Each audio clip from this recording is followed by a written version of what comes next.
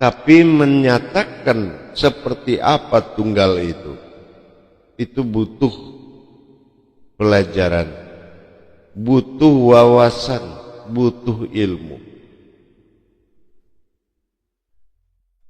Perbedaan antara wahid dengan ahad, tunggal bersifat dua, itu tidak bisa kita mengimani kata-kata tersebut tanpa mengetahui bagaimana dia muncul dalam ahadnya dan bagaimana dia tenggelam di dalam ahad tadi.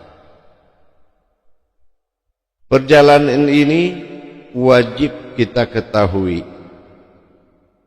Ketunggalan masa ketuhanan, tunggal masa Tuhan. Ini ejaan yang perlu kita sikapi dengan hati-hati. Berbicara tentang Tuhan adalah tunggal. Berbicara tentang ketuhanan itu adalah ketunggalan. Artinya dia bersifat pada sifatnya sendiri. Dia bertingkah pada tingkahnya sendiri. Ini dikatakan dengan ketuhanan. Kalau kita melihat bagaimana dia tenggelam dalam masa wahid, artinya dia tenggelam dalam masa ahad. Di dalam ahad ada wahid tersembunyi. Ini yang dikatakan dengan tunggal di dalam ketunggalan. Mengenal yang tunggal di dalam ketunggalan tadi, perlu kita mewaspadai dari penyelidikan zikir. Dikatakan dengan zikrullah. Dalam pencarian kita berpedoman kepada zikrullah. Kalau dalam ketunggalan mengingat Allah, itu dalam ketunggalan. Tetapi di dalam wahid masa tunggal adalah Allah yang mengingat. Ini berbeda. Ini yang dikatakan tanpa aku ingat dan tiada yang mampu mengingatku. Itu namanya masa tunggal. Tetapi kalau ketunggalan adalah pekerjaanku mengingat diriku sendiri. Nah, ini dikatakan ketunggalan. Dengan demikian, dari mana kita bisa memahami timbulnya kata-kata wahid tenggelam di dalam ahad? Apa proses tersebut terjadinya dua sifat berdampingan? Sifat Tuhan melahirkan sifat ketuhanan. Ini menimbulkan suatu proses dari dirinya terhadap perbuatannya sendiri.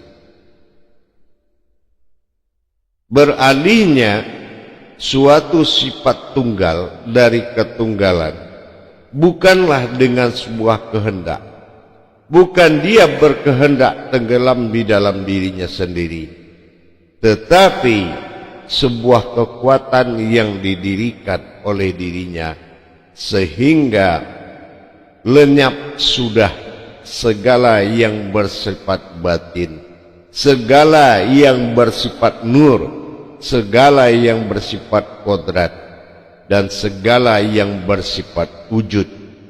Ini sudah tenggelam ke dalam wahid. Di saat dia menunggalkan dirinya terhadap ketuhanan, sangat banyak yang menjadi kajian, sangat banyak yang menjadi jalan. Tetapi di saat dia kembali kepada ketunggalannya, maka dia mendirikan sebuah sifat yang mana mengalirnya dari dia yang tak tersentuh. Ini yang dikatakan masa Tuhan atau disebut dengan masa wahid. Kalau dia sudah mengalir, apapun yang dia kehendaki akan mengalir kepada orang yang telah berhasil mendirikan ketuhanannya.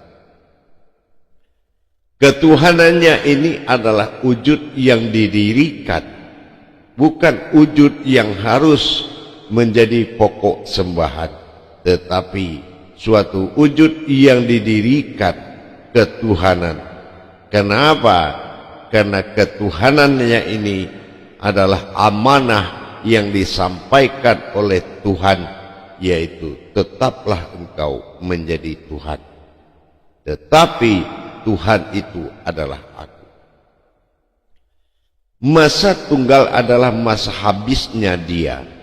Masa tunggal, masa habisnya aku. Ini dinamakan hilangnya ketuhanan. Muncullah Tuhan.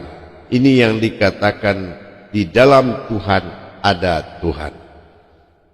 Dengan demikian, kita harus memahami bagaimana proses tenggelamnya ahad ke dalam wahid, sementara wahid itu ada di dalam ahad. Ini yang menjadi suatu pegangan para wali. Para wali-walinya Allah selalu memegang satu kata. Apabila satu kata ini telah dia amalkan oleh para wali, maka terjadilah kesirnaan. Terjadilah suatu keajaiban-keajaiban ketunggalan.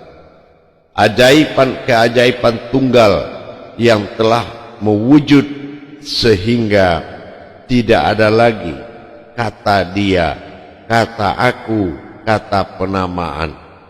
Itulah yang dikatakan oleh suatu ayat besar, yaitu Qul huwallahu ahad. Diamalkan ayat ini oleh para wali dalam arti menenggelamkan ahad ke dalam kodrat sir natijah alif domah u. Berarti kewahidannya melenyapkan sesuatu yang tidak lagi ada pandangan, tidak ada lagi yang bisa didengar, dan tidak ada lagi yang bisa dilihat oleh siapapun. Dia tenggelam dalam dirinya kerahasiaan tertinggi. Ini yang dikatakan wahid alif domah u ahad. Dalam kita memperjalankan ketunggalan tadi, kalau sudah kita sampaikan Qul huwallahu ahad, makanya kul itu menjadikan suatu perkataan. Katakan apa sebetulnya yang kita katakan. Aku lenyap di dalam diriku sendiri. Ini yang dikatakan Qul huwallahu ahad. Artinya ahadku lenyap itu adalah ahad yang lenyap di dalam wahid.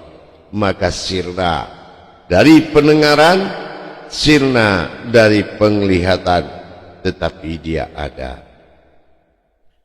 Untuk mendapatkan hal demikian, maka dia mendirikan suatu keajaiban. Apa yang dikatakan sebuah keajaiban? Dia memanggil sebuah api yang sangat dia rahasiakan. Api yang dia dirahasiakan ini untuk membakar segala yang bersifat ketuhanan. Api itu sangat suci sekali, saripati dari semua api. Itu adalah kesucian tunggal. Maka dia membakar segala aliran-aliran ketuhanan dalam dirinya, sehingga murnilah dia berkodrat Tuhan. Inilah yang disampaikan dalam suatu qudsi Allah. Ala nas'aratul isyaratun an-narun al-barakatun. Aku telah memberikan petunjuk kepada keajaiban api diriku sendiri. Ya. Maka dia akan membakar sifat-sifatku sendiri yang menyekutui diriku. Jadi dengan dia memanggil sebuah keajaiban untuk menghabiskan kemampuan atau derajat-derajat ahad pada dirinya, maka dia tinggal dalam masa wahid.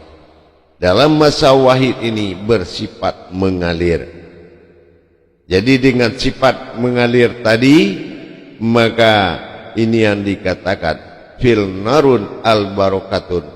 Jadi kalau dia sudah memanggil sebuah kodrat api batin yang disebut dengan narun, maka api itu akan membakar sifat-sifat yang bersekutu dengan dirinya. Maka proses ini menuju tingkat wahid. Ini digunakan sampai detik ini oleh para wali-wali untuk menyirnakan sifat yang bersekutu dengan dirinya. Jadi dengan demikian kita bisa mengikuti jalan, tentunya dengan cara dan pandangan yang akan dipelajari. Dengan demikian, narun adalah sesuatu kekuatan api yang akan membakar segala sifat batin, karena api itu berkodrat api batin. Dengan demikian, maka wahid akan tinggal dengan sendirinya. Dia tinggal dengan sendirinya dan sifat ahad akan sirna di depan wujudnya sendiri. Begitu juga dengan dia mendirikan sifat mengingat. Apa yang dikatakan sifat mengingat? Dia yang diingat dengan yang mengingat adalah itu dalam kodrat yang satu. Yang mengingat adalah dia, yang diingat adalah dia. Ini yang dikatakan kembali kepada wahid. Dengan dia kembali kepada wahid, maka sifat daripada mengalir mulai terjadi pada dirinya. Tetapi sebelum dia akhiri masa ahadnya, sebelum dia habiskan dengan api yang batinnya, api batinnya, maka semuanya akan bersekutu dengan dia. Tapi kalau dia telah lakukan dengan keajaiban api batinnya sendiri, maka tinggallah wahid. Jadi ahad itu akan sirna oleh api batinnya menuju wahidnya. Demikian proses antara ahad dan wahid. Maka dikatakan kul huwallahu ahad, yang dikatakan dengan mengatakan katakanlah aku satu itu. Artinya satu itu ahad lebur menjadi wahid.